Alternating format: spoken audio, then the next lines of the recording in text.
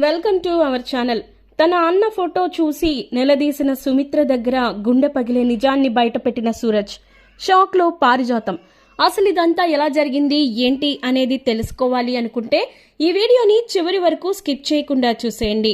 అలాగే కార్తీక దీపం serial upcoming episodes అన్ని మీకు అందరికన్నా ముందే రీచ్ అవ్వాలి అంటే మా ఈ ఛానల్ని ఇక్కడే సబ్స్క్రైబ్ చేసుకోండి. పక్కనే ఉన్న బెల్ ఐకాన్ని ట్యాప్ చేయండి. ఇక వీడియోలోకి వెళితే గనక సుమిత్ర జోస్నకి ఇక సూరజ్తో పెళ్లి చేయాలని బలంగా ఫిక్స్ అవుతుంది. ఎందుకంటే సూరజ్కి ఇక జోస్నకి కానీ పెళ్ళైతే ఖచ్చితంగా సూరజ్ ఎలాగో ఇక్కడ జాబ్ చేస్తున్నాడు కాబట్టి జోస్నకి దగ్గరగా ఉండొచ్చు. అలాగే సూరజ్ కూడా ఈ ఇంట్లోనే ఉంటాడు. ఇంకా జోస్న లాంటి అమ్మాయికి సూరజ్ లాంటి వాడైతే ఓపిగ్గా తన వేషాలని భరిస్తూ ఉంటాడు. కాబట్టి ఎలా చూసుకున్నా సూరజే మంచి చాయిస్ అనిపిస్తుంది. మరి ఇంకా ఆలస్యం చేయడం ఎందుకు? ఖచ్చితంగా ఇప్పుడే వెళ్ళి తన తల్లిదండ్రులు ఎవరు ఏంటి ఎక్కడుంటారు ఈ వివరాలన్నీ కనుక్కుంటే ఖచ్చితంగా ఇప్పుడే పెళ్లి చేసేయచ్చు అని చెప్పి ఇంకా హ్యాపీగా వెళ్తూ ఉంటుంది సుమిత్ర. అయితే ఇక సూరజ్ గదిలోకి వెళ్ళిన సుమిత్రకి ఒక ఫోటో కనిపించగానే షాక్ అయిపోతుంది. ఆ ఫోటో ఎవరిదో కాదు, సుమిత్ర వాళ్ళ అన్నయ్యది. ఇదేంటి అన్నయ్య ఫోటో ఇక్కడుంది అంటే సూరజ్ మా అన్నయ్య కొడుకా? అంటే నన్ను మోసం చేయడానికి, నా కుటుంబాన్ని నాశనం చేయడానికే ఇక్కడికి వచ్చాడా? మాలినీదేవితో చేతులు కలిపి నా కుటుంబాన్ని నాశనం చేయబోతున్నాడా అని చెప్పేసి ఇంకా అలా ఎమోషనల్ అయిపోతూ ఉంటుంది. ఈ లోపు సూరజ్ వస్తాడు. సూరజ్ వచ్చి, మేడం ఏంటి మేడం ఇక్కడికి వచ్చారు అని అనగానే, ఎవరు నీకు మేడం? అసలు నువ్వు ఎవరు? ఎందుకు వచ్చావు ఇక్కడికి? నా కుటుంబాన్ని నన్ను నాశనం చేయడానికి, మమ్మల్ని బాధ పెట్టడానికే వచ్చావా ఇక్కడికి అని చెప్పి అంటుంటే, మీరేమంటున్నారో నాకు అర్థం కావట్లేదు అని అంటే, ఇంకా బుకాయించుకో, ఆ ఫోటో ఎవరిది అని చెప్పి అనగానే, ఆయన మా నాన్న అనగానే ఇంకా సుమిత్రకి క్లారిటీ వచ్చేస్తుంది.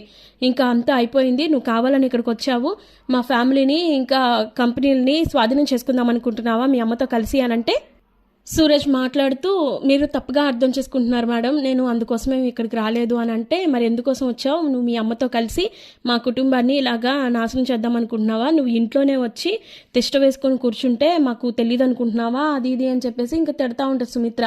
తిడుతూ ఉంటే, మీరు అనుకున్నది నిజమే మేడం, నేను మీ మేనల్లున్నే, కానీ మీరు అనుకున్నట్లుగా మీ కుటుంబాన్ని నాశనం చేయడానికైతే నేను ఇంటికి రాలేదు.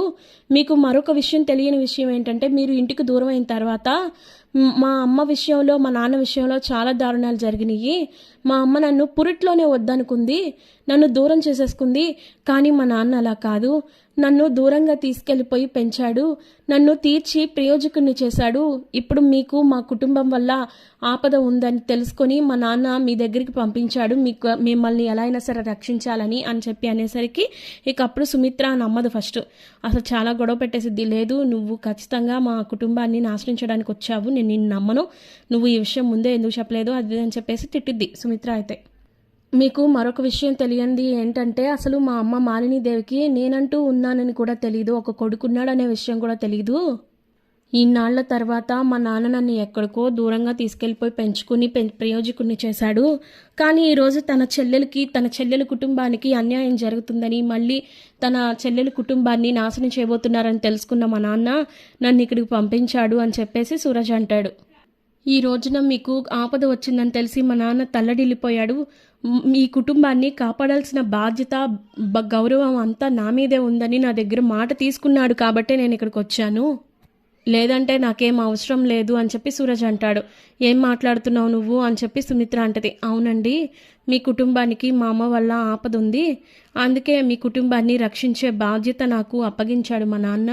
అందుకే ఇక్కడ నన్ను ఎంతమంది అవమానించినా, ఎన్ని రకాలుగా పరీక్షలు పెట్టినా కూడా నేను అన్నీ తట్టుకుని నిలబడుతున్నాను, కేవలం మీకోసం మాత్రమే అని చెప్పేసి సూరజ్ అంటాడు.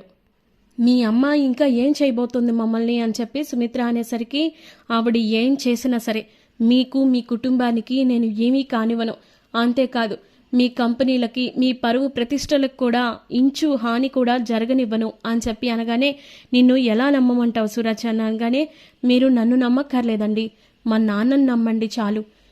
మీకు మా నాన్న మీద ఎంత ప్రేమ ఉందో నాకు బాగా తెలుసు. అలాగే మా నాన్నకి తన చెల్లెలైన మీరంటే మరింత ప్రాణం. మీకోసమే నన్ను ఇంకా తనని ఇంతకాలం మా అమ్మకి దూరంగా అజ్ఞాతవాసంలో ఉన్నట్టు ఉన్నాం. ఎందుకో తెలుసా, మేము తన జోలికి వెళ్ళకపోతే తను మీ జోలికి రాదు అనుకున్నాము, కానీ ఈ రోజున తను మీ జోలికే డైరెక్ట్గా వచ్చేస్తుంది. అందుకే ఎట్లా అయినా సరే ఆవిడ్ని ఆపాలన్న ప్రయత్నమే ఈ నిర్ణయం అని చెప్పి అనేసరికి ఇంకప్పుడు సుమిత్ర కొంచెం నెమ్మదిస్తుంది. అంతేకాదండి, ఇంకొక విషయం కూడా, మిమ్మల్ని పారిజాతం గారు చేసిన అన్యాయం గురించి కూడా మీకు తెలియజేయడానికే నేను ఇక్కడికి వచ్చాను. ఇంతకు మించిన సందర్భం ఇంకోటి ఉండదనుకుంటా, అందుకే నిజం చెప్తున్నాను అని చెప్పి అంటే, పారిజాతం అత్తయ్య ఆవిడేం చేశారు అనగానే, పురిట్లోనే మా అమ్మ నన్ను ఎలా అయితే దూరం చేసుకుందో అదే పురిట్లో మీకు మీ కన్న కూతుర్ని దూరం చేసింది అనగానే ఒక్కసారిగా ఇంకా షాక్ అయిపోతుంది ఇంక సుమిత్ర అయితే. ఏం మాట్లాడుతున్నావు సూరజ్, నీకేం తెలుసని మాట్లాడుతున్నావు అని చెప్పేసి గట్టిగా మాట్లాడేసరికి, అవునండి, మీ కన్న కూతురు జ్యోత్స్న కాదు, జ్యోత్స్న దాసు మామయ్య కూతురు అని చెప్పి అనగానే ఒక్కసారిగా ఇంకా షాక్లో ఉండిపోతుంది సుమిత్ర అయితే. ఏం మాట్లాడుతున్నావు అని అంటే, అవును, పారిజాతం గారు తన స్వార్థం కోసం ఇక తన మనవరాల్ని తీసుకొచ్చి మీ ఇంటికి వారసురాల్ని చేయాలని కంకణం కట్టుకొని మీ కన్న కూతురు దీపని తీసుకెళ్ళి అనాథ శరణాలయంలో జాయిన్ చేసింది, బస్టాండ్లో వదిలేసింది దారుణంగా అని చెప్పి అనేసరికి ఇంకా సుమిత్ర ఒక్కసారిగా షాక్ అయిపోతుంది. అసలు ఏంటిది అంతా, ఏం జరుగుతుంది నా జీవితంలో అని చెప్పేసి భూకంపం వచ్చినంత ఫీలింగ్ అయిపోతుంది తనకి. అంతేకాదు, ఇప్పుడు ఆవిడ ఎన్నో రకాల కుట్రలు కుతంత్రాలు చేసుకొచ్చారు. మీ జీవితాన్ని నాశనం చేయడానికి చాలాసార్లు ప్రయత్నించారు. అందుకే ఆవిడ మనవరాలు ఈ ఇంటికి వారసురాలైతే ఎటువంటి సమస్య ఉండదు అనుకున్నారనుకుంటా. అందుకే పురుట్లోనే దీపగారిని మీకు దూరం చేసి జ్యోత్స్నని మీకు మనవరాలుగా చేసింది అని చెప్పేసి ఇంకా అలా అంటూ ఉంటాడు సూరజ్ అయితే. ఇక ఆ మాటలకి సుమిత్రకి చాలా అల్లకల్లోలంగా అయిపోతూ ఉంటుంది. అంతేకాదండి, ఇప్పుడేమో మా అమ్మను అలాగే పారిజాతం ఇద్దరు కలిసి కూడా మీకు అన్యాయం చేయాలని చూస్తున్నారు. మీకు ఎలా అయినా సరే కంపెనీలని మీ కుటుంబాన్ని చెల్లాచెదురు చేస్తే అప్పుడు మీరు ఇంకా ఏకాకిగా మిగిలిపోతారు కదా, అదే కావాలి మా అమ్మకి, అది జరగనివ్వను. కాకపోతే పారిజాతం గారు చేసిన కుట్రని మాత్రం నేను అప్పుడు ఏం చేయలేను కదా, ఈ విషయం మీకు తెలియాలి. మీ అసలు కన్న కూతురు దీప అనే విషయం మీకు తెలిస్తేనే కదా న్యాయం జరుగుతుంది. ఇంకో విషయం ఏంటంటే, దీప గారే ఈ ఇంటి అసలైన వారసురాలు అని పారిజాతంతో పాటు ఇక మీ కూతురు లాంటి కూతురు జ్యోత్స్నకు కూడా తెలుసు అనగానే ఇంకా షాక్ అయిపోతుంది. ఇక ఆ విధంగా సూరజ్ అయితే మొత్తం పారిజాతం చేసిన అసలు కుట్ర అంతా కూడా బయట పెట్టేస్తాడు. ఇక ఈలోపే గది బయట నుంచి సుమిత్ర అలాగే సూరజ్ మాటలన్నీ పారిజాతం వినేసి షాక్ అయిపోయింది, మొత్తం నాశనం అయిపోయింది. ఎన్నాళ్ల బట్టి నేను కట్టుకున్న ఈ సామ్రాజ్యాన్ని సూరజ్ ఒక్క చిటికలో కూల్చేశాడు. ఇదంతా కూడా సుమిత్రకు తెలిసిపోయింది. సుమిత్రకి తెలిసిందంటే ఇంక ఈ ఒక్క క్షణం కూడా నన్ను కానీ జ్యోత్స్నని కానీ ఉండనివ్వదు.